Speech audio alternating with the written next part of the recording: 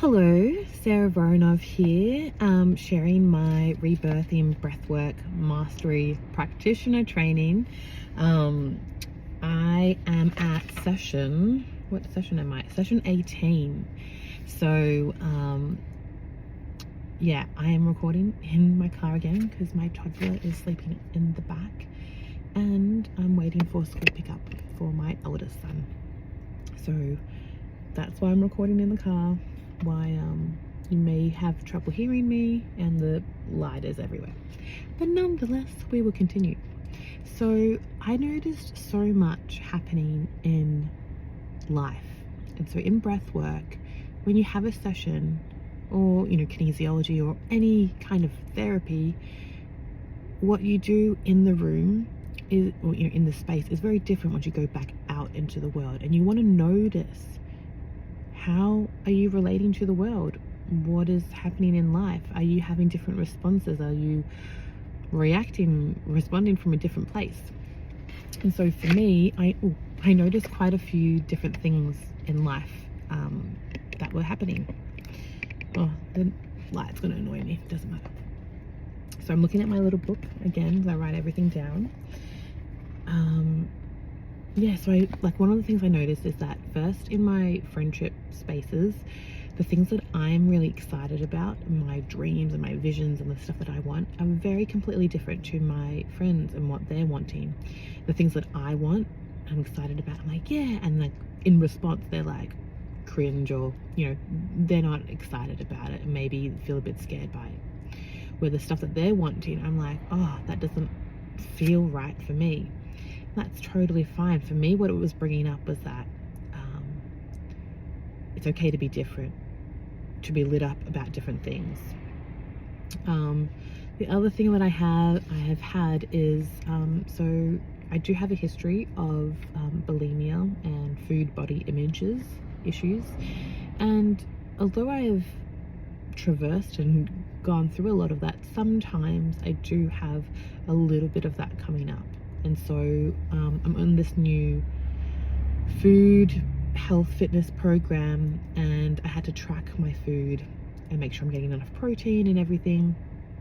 I started to get really fixated on making sure that I was ticking the boxes, getting everything right, and I forgot about fun.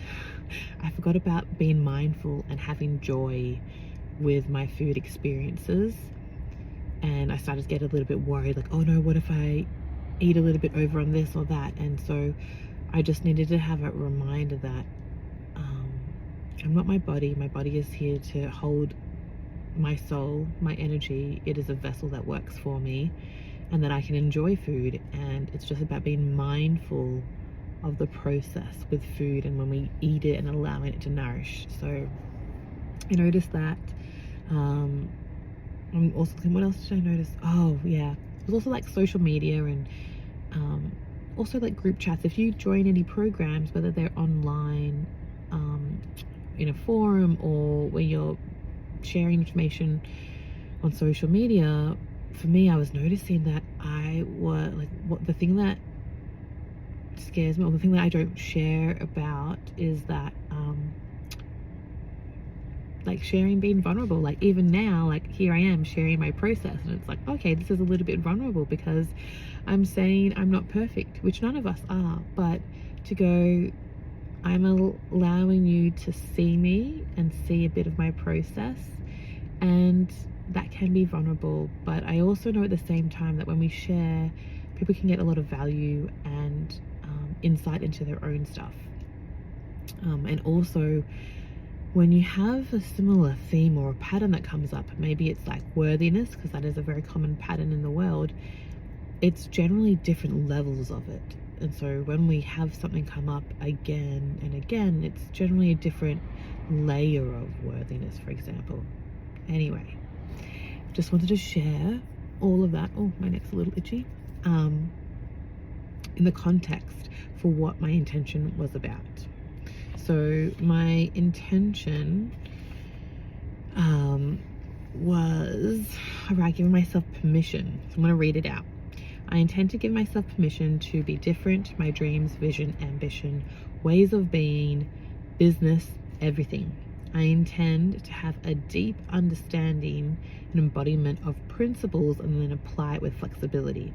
Because the thing that I was noticing is like, not just with business or food, like I've just noticed that I was like, I'm trying to follow the rules and follow the pattern and get everything right, but it doesn't feel right. I want to be like, I understand the concept and I get to apply it in a way that feels good, that feels flexible, that feels me.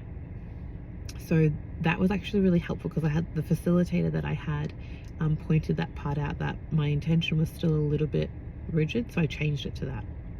Anyway, I'm going to go on. I intend to feel at ease with being seen, easily sharing, and neutral to responses. And this would allow me to feel relaxed in being me, sharing what's true for me, my wisdom, learnings, and that I may help others make a difference in the world and dream as far and as wide as I like, always doing what is in alignment for me. Freedom. So then I had my breathe, started off, and the word that kept playing over and over and over again was permission, permission, permission.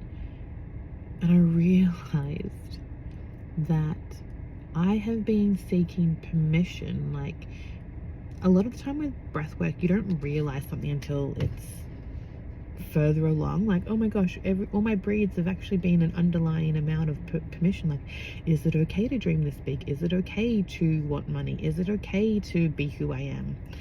And I realized I've been looking for the outside of someone else to tell me it's okay to be. It's like, and so there's actually no one on the outside that's going to tell me it's okay to be me.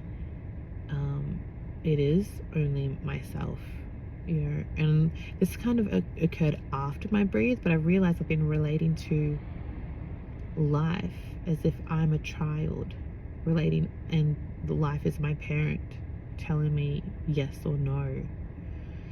So I'm gonna like save that for the next breathe, because I'm still working on that one. But I'm just reading, looking at what did I write. So I was like, yeah, I saw permission as this thing, and everywhere in life where I've just been asking, is it okay? Is it okay to be me? Is it okay to ask to have a successful business, to raise my kids the way I want to have a family that I want, like, and then I saw it like nature. So first of all, I'm getting a little off track. I saw myself, and it was like, well, did I get asked for permission to be here? Like, was there someone I was meant to ask for me to come into this world? I just came here. And then I was like, did I ask permission to like have arms, have eyes, have a face? Like, and then I was like, well, what about nature? I looked around, and often it comes in my breathes. I was like, did the trees ask if they could be here? Did the sky? Did the mountains? Did the grass? Did the sea? Did they all ask if they could be here? Or did they just appear? Because we all are just beings being here. And then I don't know why I saw it like this fly buzzing around, asking, like the trees asking, like, hey, do you have permission to be here? Do you have permission to be here? Like, oh, if you don't have permission, I'm gonna write you a ticket. You know, like, what's gonna happen? You're gonna get in trouble. And I realized, like, after all of that, this fly buzzing around, being really annoying, I put like this glass over the fly, and I was like, hey, wait a second. It was like me and all the trees are like, who said you could be here? Who said you could be here questioning everybody else? And then I felt really sorry for this fly, like, oh, it's not the bad guy either. Like, and maybe we can all exist together. You know, when you see trees, I talk about trees a lot, but you know, they might have some ants crawling on a tree. You might have a bird's nest in it. You've got all these things happening around, but the tree doesn't stop growing. It just says, well, you can still be on me. This can still happen, and I'm still going to grow. And so I was like, the fly, even though it's annoying and it's questioning and it's like blah, blah, blah, it's like maybe part of the whole ecosystem. It's still meant to be here. It's a part of it. And so I was like, all right, you can just be a part of it. And then this other part that came into my breathe was around seeing a dandelion grow from the cracks in that concrete. So you know when you see, like, you're in the city somewhere and then you'll see like a little plant coming up through the concrete cracks. I was like, well, that would have taken a lot of effort. You can create, the way I saw it is like, you can create a lot of effort to be seen in the spaces where maybe people don't want you. There's a lot of effort and vocalizing and sharing, but it's like, maybe you're that dandelion that's worked really hard to grow through that crack, and then as soon as you go through, you get cut off.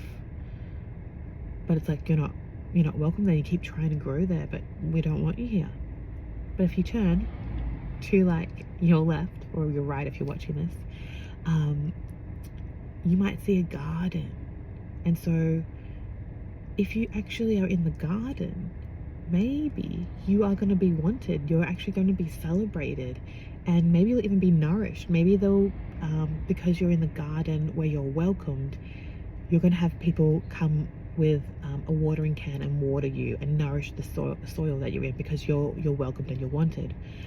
And I kind of saw that for myself, that you can share your ideas and your wisdom, and you can share things in spaces, but if they're not entirely wanted or welcomed, you're going to waste your effort, you're going to get cut down. Whereas you share it in the spaces where you are celebrated, you're wanted, you're welcomed, you'll thrive. And it was also like that dandelion, when it's growing through the concrete, it is seen as a weed.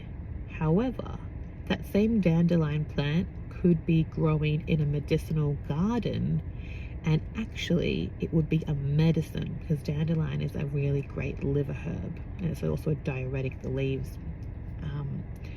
So it would actually be celebrated. It would, the gardener would be like, yes, keep growing, I want more of you. So it depends on the environment. Are you going to be seen as the weed, or are you going to be seen as the medicine? And the other thing that I saw was that if you decide to grow in the concrete spaces, like, sometimes you do see the plants on the side of the building coming up. If you decide to grow there, where maybe you're not wanted, I always love going into the city or like seeing spaces where there is a little bit of a plant growing. It brings a smile to my face, because I feel like, yeah, like nature, you can't keep nature down. It's going to keep growing no matter what. Maybe you are that dandelion that nobody really wants, but you actually bring a smile to people around you. You are a beacon of light and hope.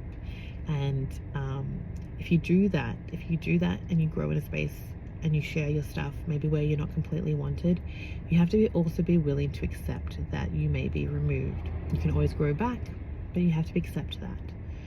And so, yeah, that was my breathe, and those are my lessons that I want to share with you.